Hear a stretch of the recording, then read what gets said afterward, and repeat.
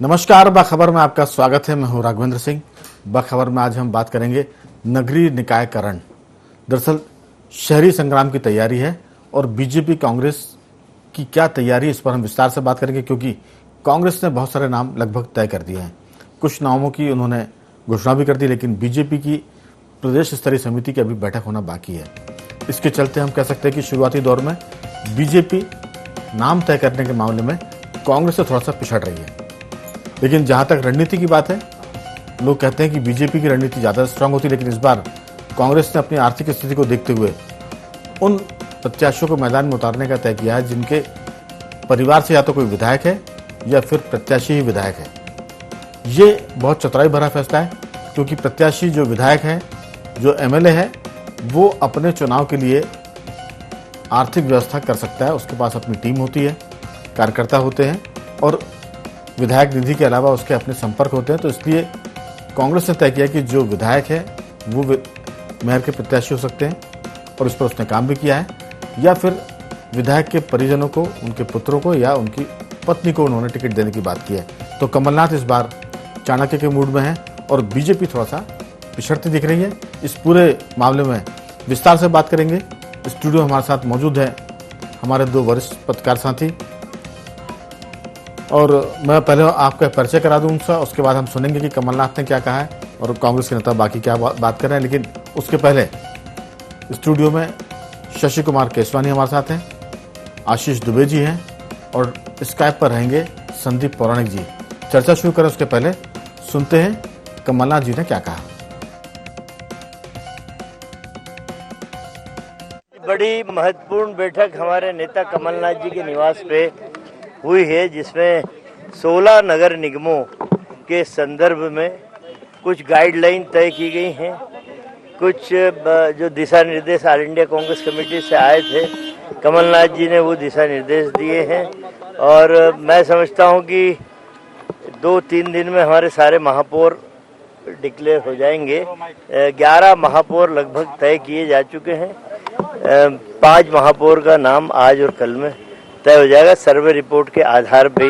नहीं जी, भोपाल में क्लियर हो गया, विभा पटेल जी चुनाव लड़ रही हैं। चुनाव के लिए तैयारी चल रही है। दावेदारी तो सब करते हैं, टिकट एक को मिलेगा। अंत में हमें संगठन की रक्षा करनी है, किसी व्यक्ति की रक्षा नहीं करनी।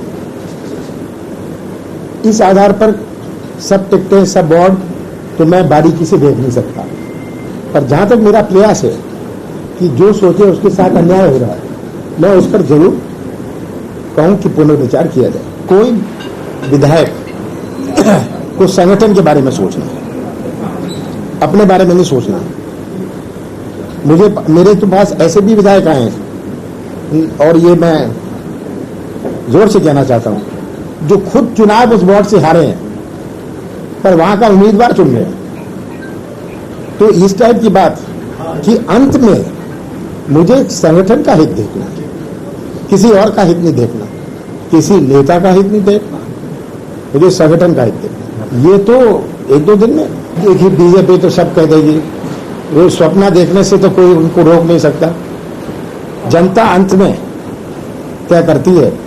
बीजेपी अपने ऑफिस में बैठकर तय करने लग जाते हैं कि हम जीत रहे हैं। तो ये सब तनाव होता है, ये स्वाभाविक है, ये कोई ऐसी आफत वाली चीज नहीं है। मध्य प्रदेश के सभी नगर निकाय और ग्रामीण निकाय के बूथों पर हमने जो अभियान लिया है, उस अभियान की तैयारी की दृष्टि से व्यापक तौर पर हम मैदान में जुटे हैं। और सभी कार्यकर्ता, माननीय मुख्यमंत्री जी से लेकर सभी वरिष्ठ नेता और सभी कार्यकर्ता, कल भारतीय जनता पार्टी प्रत्येक बूथ पर होगी। हमारे यहाँ केवल प्रत्याशी चुनाव नहीं लड़ता, भारतीय जनता पार्टी का संगठन चुनाव लड़ता है, कमल का फूल चुनाव लड़ता है। प्रत्येक बूथ पर कार्यकर्ता मैदान में उतर करके कल बूथ विजय का संकल्प ले रहे हैं। किसके लिए? कमल का फूल जीत करके आएगा। चुनाव कार्यकर्ता लड़ता है और कार्यकर्ता ही जिताता है, इसलिए प्रत्याशी तो निमित्त मात्र के लिए मैदान में उतरते हैं। तो हमने देखा कि बीजेपी कांग्रेस दोनों संगठन की बात कर रही है। कांग्रेस में थोड़ी सी ये नई बात है, संगठन पर उनका जोर है। बीजेपी जरूर इसको लेकर शुरू से चलती कि संगठन पहले है, व्यक्ति बाद में है। इस पूरे मुद्दे पर विस्तार से बातचीत स्टूडियो में हमारे साथ हमारे मेहमान हैं शशि केशवानी जी, आशीष दुबे और स्काइप पर हैं संदीप पौना जी। आपका सभी का बहुत बहुत स्वागत है। संदीप जी, कांग्रेस के कमलनाथ जी कह रहे हैं कि संगठन का हित मुझे देखना है। मुझे लगता है कि ये शब्द कांग्रेस के नेता खासतौर से कमलनाथ जी के मुंह से सुनकर बड़ा अच्छा भी लगा कि वो पहली बार संगठन के हित की बात कर रहे हैं। हालांकि वो संगठन के हित में काम तो करते ही रहे हैं, लेकिन कहना उन्होंने अभी जोर देकर शुरू किया है। आज जो हम उनकी बातचीत सुन रहे थे, कम से कम 3-4 बार उन्होंने इस बात को दोहराया कि मुझे संगठन का हित देखना है, संगठन का हित देखना है। तो इसका मतलब कि भाजपा से अगर टक्कर लेनी है तो संगठन को सामने रखना पड़ेगा, व्यक्ति को पीछे। आपकी इसमें राय, क्योंकि 11 जगह कांग्रेस ने अपने प्रत्याशी लगभग तय कर दिए हैं, अनौपचारिक रूप से वो नाम आ भी गए हैं सबके सामने। आपकी बातचीत, तो उसके बाद मैं वो 11 नामों का भी उल्लेख करूंगा। संदीप जी। राघवेंद्र जी, आप अगर कमलनाथ जी के पिछले समय के भाषणों को देखें या मीटिंग को देखें जी, तो आपको यह समझ में आया कि हर बार एक ही चीज कहते हैं कि हमारा मुकाबला बीजेपी के संगठन से है जी। वो संगठन के महत्व को समझते हैं। ये बात एक अलग है कि उन्होंने पहली बार खुल के ये बात कही है कि हम संगठन के हित में फैसला लेंगे। इसको हमें कई तरह से देखना होगा राघवेंद्र जी, क्योंकि कांग्रेस को यह माना जाता है, कभी भी इस पर ध्यान नहीं दिया गया कि संगठन की मजबूती के लिए हम कैसे काम करें। लिहाजा पार्टी ने पहली बार, या कमलनाथ जी ने खुलकर यह बात पहली बार कही है और स्वीकारी है कि संगठन का हित मैं देखूंगा। और मुझे लगता है कि अगर इस दिशा में कांग्रेस चलती है, संगठन को मजबूत करने की दिशा में चलती है, तो उसके बेहतर नतीजे आएंगे। जो 11 उम्मीदवारों के नाम की बात कर रहे हैं आप जी, उसमें कई विधायक हैं, तो मैं ये नहीं समझ पा रहा हूं कि इसमें संगठन की बात कहां से आ रही। वो तो सक्षम जीतने वाले विधानसभा के उम्मीदवार हैं और जीते हुए लोग हैं, तो संगठन का दखल किस तरह से होगा ये मैं नहीं समझ पा रहा हूं। और वो विधायक क्या संगठन को मजबूत कर रहे हैं? दूसरी चीज, क्या संगठन वहां जिला इकाइयां हैं, उनकी भूमिका क्या है? यह भी एक कहीं ना कहीं सवाल होगा। और मुझे लगता है कहा जरूर कमलनाथ जी ने संगठन की बात है, लेकिन चुनाव जो जीतने वाला उम्मीदवार होगा उसे टिकट दिया जाएगा।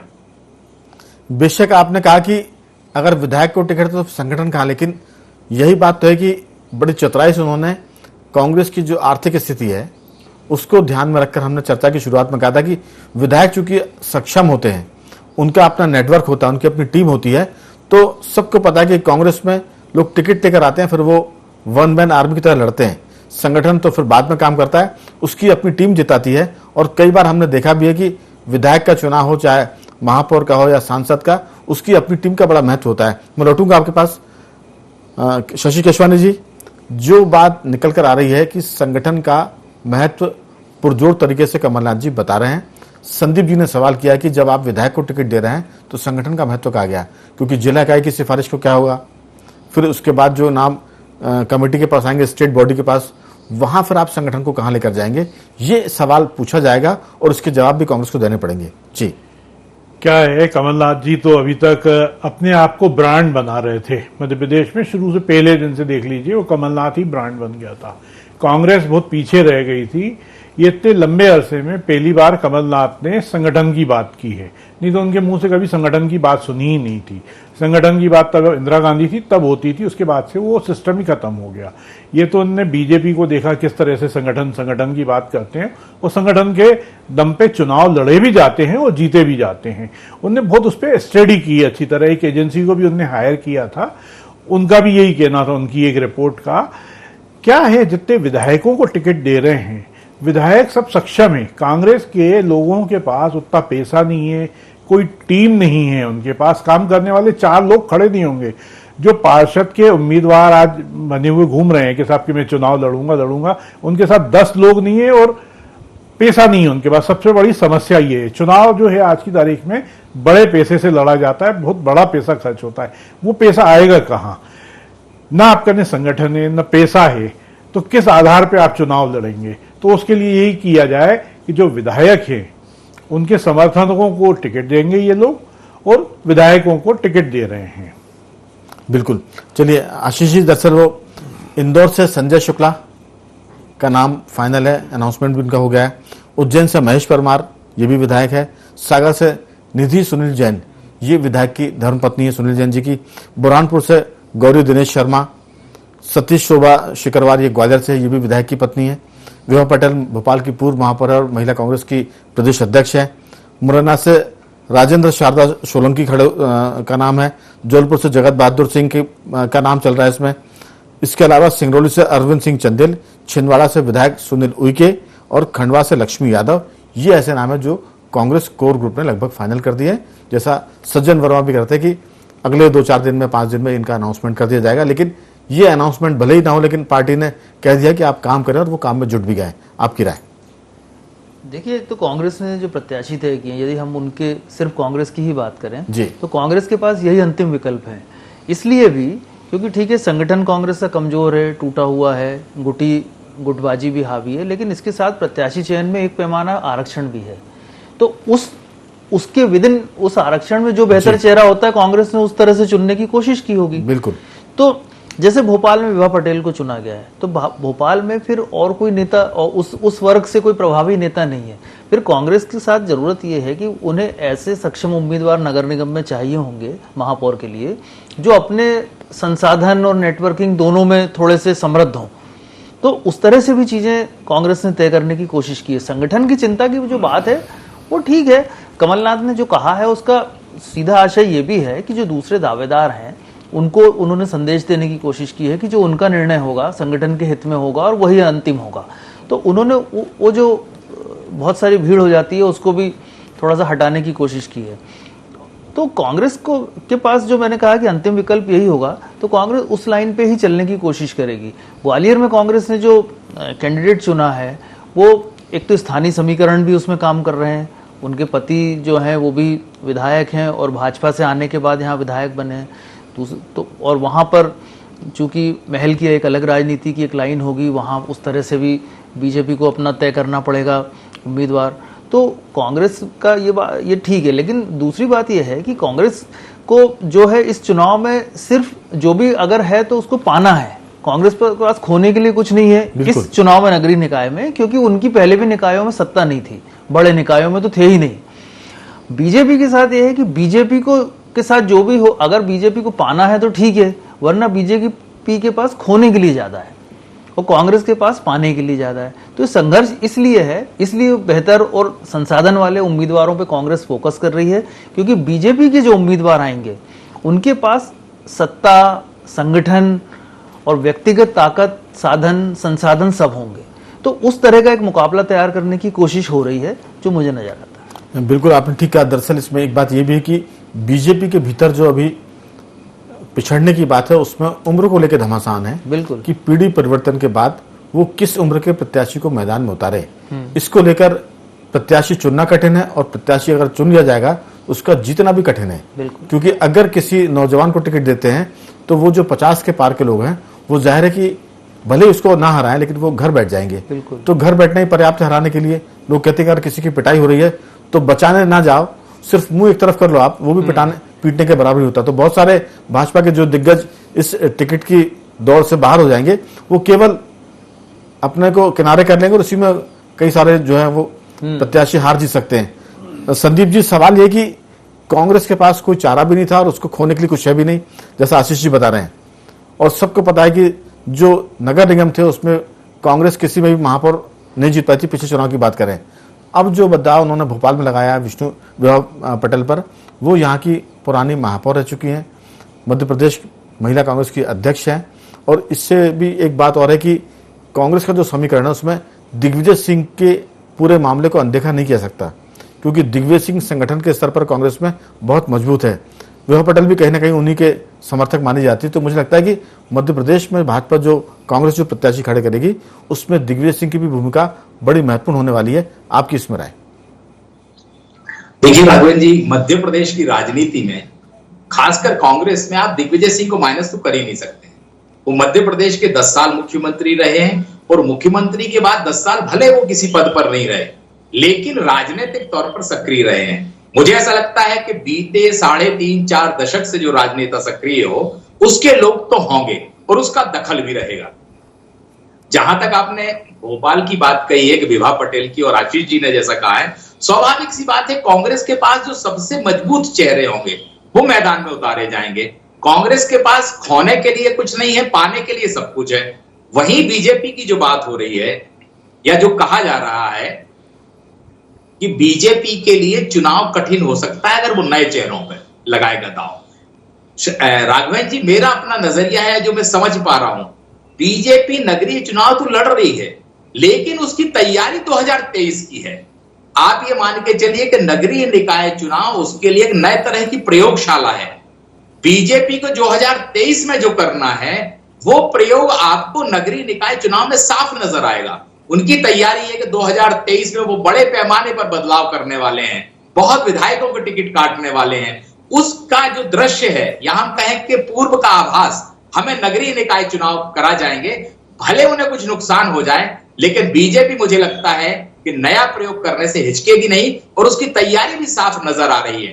राजनीतिक तौर पर नफा नुकसान हो सकता है लेकिन जब आप पीढ़ी का हस्तांतरण होता है तो कहीं ना कहीं आपको फैसले बड़े लेने होते हैं और मुझे लगता है कि बीजेपी अब उसी तैयारी में है क्योंकि उसे लगता है कि अगर हम पुरानी पीढ़ी पर दाव लगाते रहेंगे 70, 65, 60 के लोगों पर तो आने वाले 20 साल की तैयारी कैसे होगी।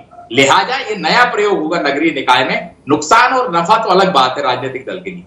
नहीं, 60, 70, 75 की तो बात अलग है लेकिन कोई 55 का है अगर वो बाहर हो जाएगा तो दिक्कत जाएगी।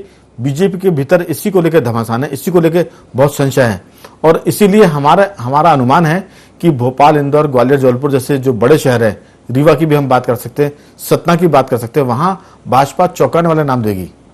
इंदौर में बहुत सारे नाम चल रहे हैं लेकिन आप देखिए कि वहां गोविंद मालू का भी नाम चल रहा है लेकिन वो बीजेपी की लिस्ट में अभी नहीं है। भोपाल की हम बात करें तो पूर्व महापौर और जो वर्तमान विधायक है कृष्णा गौर, उनका भी नाम है लेकिन वो चुनाव लड़ने में उनकी दिलचस्पी नहीं है क्योंकि उनको मालूम है कि अगर वो महापौर के पद के लिए जाएंगी तो फिर उनको विधायक का पद छोड़ना पड़ेगा, अगला टिकट उनका कट सकता है। तो वो गोविंदपुरा सीट नहीं छोड़ना चाहती जो उनकी बहुत पुरानी सीट है जहां से उनके ससुर साहब चुनाव लड़ते हैं, रिकॉर्ड बनाया था। तो यहां भोपाल में विभा पटेल के मुकाबले कृष्णा गौर सबसे बेहतर नाम है लेकिन उनकी दिलचस्पी देखी जाएगी। इसके अलावा राजू मालवी एक बार भोपाल से चुनाव हार चुकी, उनका भी नाम है, मालती राय का भी नाम है और चौंकाने वाले नाम की हम बात करें तो वर्षा पैगवार का भी नाम इसमें हो सकता है। ये भी अंदर ही अंदर जिसे कहते हैं कि काम किया जा रहा है। तो चौंकाने वाले नाम के लिए हमको तैयार रहना पड़ेगा। ग्वालियर से ये स्थिति है कि वहां चूंकि महाराजा सिंधिया का दखल बढ़ गया है तो नरेंद्र सिंह तोमर, ज्योतिरादित्य सिंधिया, इसके अलावा वहां जो लोकल के गणित है वो सब चीजें बताएंगी कि किस तरह से रीवा में भी काम करना पड़ेगा क्योंकि रीवा की जो स्थिति है मुझे लगता है कि रीवा में बीजेपी के जो लीडर हैं, जो कार्यकर्ता, वो बड़े उपेक्षित है। संगठन में उनका कोई दखल ज्यादा नहीं है, सरकार में रीवा से कोई बहुत बड़े नाम उसमें सरकार में शामिल नहीं है। तो ये स्थितियां बनेंगी जिसको लेकर संगठन बहुत बारीकी से विचार कर रहा है। 60 और 65, 70 की बात छोड़ दीजिए, 55 साल के आदमी को, 60 साल के आदमी को अगर आपने किनारे किया तो मुझे लगता है कि दिक्कत जाएगी। अगले दौर की बातचीत में हम इस पर भी बहुत संक्षेप में राय लेंगे। केसवानी जी, बीजेपी के भीतर नए नामों की बात हो रही है और नए नाम वैसे ही है जैसे कि लोग सुनेंगे कि ये कहां से आ गया और ये जो चौंकाने वाले नाम है ये जीत भी सकते हैं और पार्टी की लुटिया डुबो भी सकते हैं। आपकी राय? देखिए साहब, कुछ समय पहले तक तो 50 और 60 साल के जो नेता होते थे उनको युवा नेता ही कहा जाता था, चाहे वो कांग्रेस हो चाहे वो बीजेपी हो। आज भी कमलनाथ को युवा नेता ही कहा जाता है। कई जगहों पे आप होर्डिंग देखेंगे तो वो युवा नेता ही लिखा होता है। वो खुद भी कहते हैं। हाँ। मुझे याद है, आशीष इस बात की तस्दीक करेंगे कि एक बार अभी पिछले विधानसभा चुनाव में वो गए थे तो उन्होंने कहा था सागर में कि मैं तो मंच से कूद गए थे। उन्होंने ये बताने के लिए कहा था कि मैं अभी भी युवा हूँ। मैं 25 साल पहले आता तब युवा था। तो जब यूथ कांग्रेस का गठन हुआ था तब से ये तय हो गया था कांग्रेस का आदमी 90 साल से पहले तक युवा ही रहेगा। अब वो स्थिति बीजेपी की आ गई है कि बीजेपी का 60 साल के नेता आप देख लें, बहुत सारी लंबी लिस्ट है, फेहरिस्त है भोपाल में 55 से 60 की, नहीं तो 50 साल में अधेड़ कहा जाता है। 55 और 60 साल के जो नेता हैं वो आज भी अपने उनके होर्डिंग पे सब पे युवा दिलों की धड़कन कहते हैं। तो वो एक बड़ा मुश्किल काम है कि उनको अपनी उम्र जो है बतानी नहीं है राजनीति में, हम तो युवा ही रहेंगे और उसी तरीके से राजनीति करेंगे। देखिए राघवेंद्र जी, भोपाल, इंदौर, ग्वालियर में जो एक 50 साल से ऊपर की लाइन जो देख रहे हैं, सज्जन वर्मा जी की उम्र सबको पता कि कितनी है। हाँ। लेकिन आप देखिए कि वो किसी युवा से कम नहीं लगते। फिटनेस में देखिए आप उनकी बातचीत और चाल डाल। तो अब युवा का तात्पर्य इस बात से है कि अगर वो सक्रिय है जनता के बीच में तो वो बूढ़े नहीं है, युवा हैं। जी, क्या है, 35-40 साल के लोगों को ये टिकट कभी देते नहीं है, कोई भी पार्टी हो, चाहे कांग्रेस हो, बीजेपी हो, कोई वो एक आध 2 4 5 लोगों को दे दिया। इनको हमेशा जो लोग चाहिए होते हैं जो अपने क्षेत्र में 50 साल काम किया हो, स्थापित हो, जिसकी पहचान हो। बीजेपी और कांग्रेस में तो फिर भी थोड़े बहुत युवा तैयार हुए, क्योंकि पार्टी का कोई बेस ही नहीं था, तो खुद ही नेता बनते गए, खुद को ही नेता बनाते गए। बीजेपी में क्या है, पहले 50 साल से ऊपर वालों की लंबी फेहरिस्त थे, टिकट मांगने वालों की भी और दिलवाने वालों की भी। वो यहाँ पे बहुत दिक्कत देगी, भोपाल, इंदौर और ग्वालियर जैसी जगहों पे बहुत ज्यादा, कि यहाँ बहुत ज्यादा उम्मीदवार हैं। वो जो है 60 साल के ऊपर के भी उसमें बहुत लोग हैं। तो विभा पटेल का जैसे कह रहे हैं आप बार बार कि विभा पटेल सक्षम है, लेकिन देखिए क्या है, विभा पटेल से पिछले बार का लोगों की नाराजगियां भी बहुत रही है ना। वो भी इस चुनाव में पूरा गणित काम करेगा कि उनसे कितने लोग खुश थे, कितने लोग नाराज थे। पुराना जिसका भी काम होता है वो कैलकुलेट तो होता ही है। बिल्कुल आपने ठीक कहा, लेकिन लंबी बात हो गई है। कई साल पहले वो थी, लोग भूल जाते हैं, फिर संबंध सुधर जाते हैं। समय का जो समय की मलहम होती है वो कई चीज़ों को ठीक करती है। तो राजनीति में तो लोग कई बार जो ठगने में माहिर हो वो सफल राजनेता होता है। आपको बार बार जो ठग ले वो लीडर है। लेकिन आशीष जी, सवाल यही है कि भाजपा के भीतर जो लीडर 50 साल का है, 55 साल का है, 52 साल का है, अगर वो किनारे कर दिया गया तो ये संकट है जिसका हमने कहा कि बीजेपी बार बार इस पर विचार कर रही है और वो पीढ़ी परिवर्तन के नाम पर ये जोखिम तो लेगी, लेकिन जैसा संदीप जी बता रहे हैं कि वो अगले विधानसभा चुनाव की तैयारी की काम कर रही है।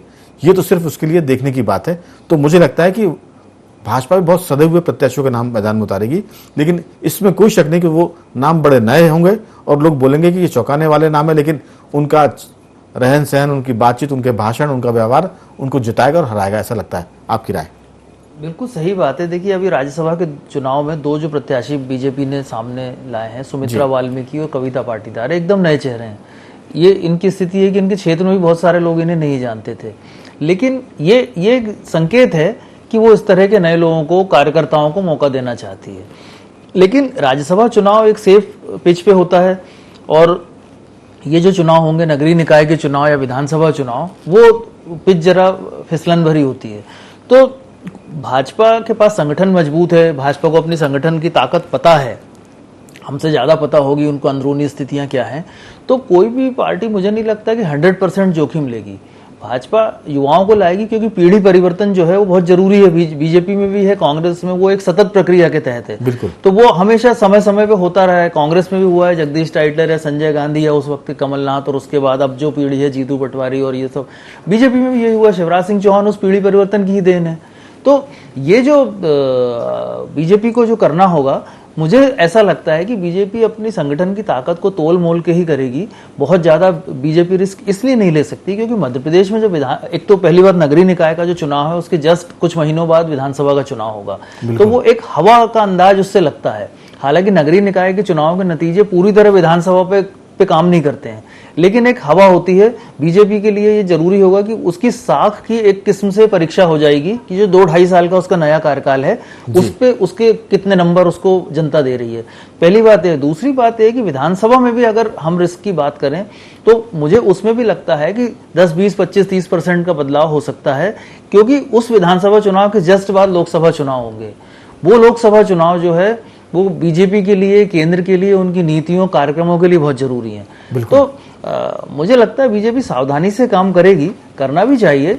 लेकिन मैं बीजेपी के साथ ये है कि बीजेपी का ये जो चुनाव है वो बीजेपी की सरकार की साख का सवाल इस पे बनेगा, नगरीय निकाय के चुनाव, और उसके बाद विधानसभा का चुनाव भी उसी ब्रांड पे और सरकार का जो ब्रांड है उस पे लड़ा जाएगा।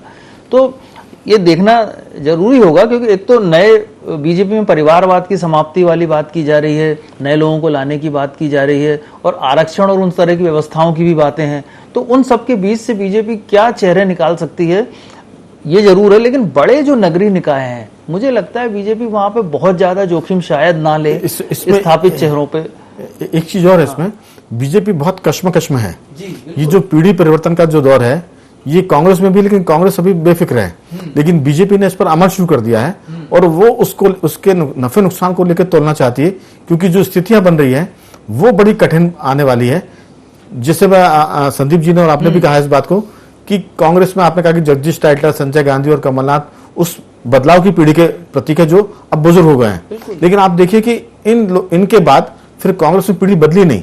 राहुल गांधी लाए उसको, कुछ चीजें कोशिश वो- की तो वो G23 बन गया, वही मैं कह रहा G23 पैदा हो हूं। गया। तो जो जगदीश टाइटलर, मैं सिर्फ एक बात पूरी कर दूं, उसमें यह है कि बीजेपी के भीतर भी इसको लेकर बहुत ज्यादा ओहापोह की स्थिति है।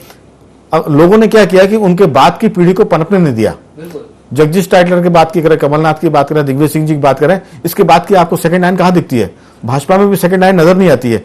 तो सेकंड लाइन इतनी कमजोर है कि कोई भी उसको धक्का देकर गिरा देता है। जी कुछ कह रहे थे आप? क्या है कि जो अब चुनाव होंगे, आप देखना, जो स्थापित नेता हैं जिनके परिवार को टिकट नहीं मिला बीजेपी में खास तौर पे, वही लोग पार्टी को नुकसान पहुंचाएंगे। नहीं मिलेगा पे पहुंचाएंगे, उनका बड़े रूप पे नुकसान पहुंचाएंगे। हक बनेगा और नहीं टिकट मिला तो जाहिर है कि जिसका करियर खत्म हो रहा है वो तो घर बैठेगा तो उसी में नुकसान हो जाएगा। तो चलिए ये अभी छोटा सा ये है कि बीजेपी जो बात कर रही है नए चेहरों जी, उसके पीछे एक वजह ये भी है कि बीजेपी जानती है कि 17-18 साल बिल्कुल। की इनिंग के बाद एंटी इनकम्बेंसी भी पैदा होती है, बिल्कुल, समय- उन चेहरों जी। के प्रति अरुचि भी पैदा होती है। तो बीजेपी के लिए तलवार की धार पे चलना है कि पुराने चेहरों को हटा के नए चेहरों को लाएगी, तो कैसे वो वापस सत्ता में आए। बिल्कुल नगरीय निकाय का रण है, समय की तंगी है। इन मुद्दों पर हम फिर से लंबी बातचीत करते रहेंगे।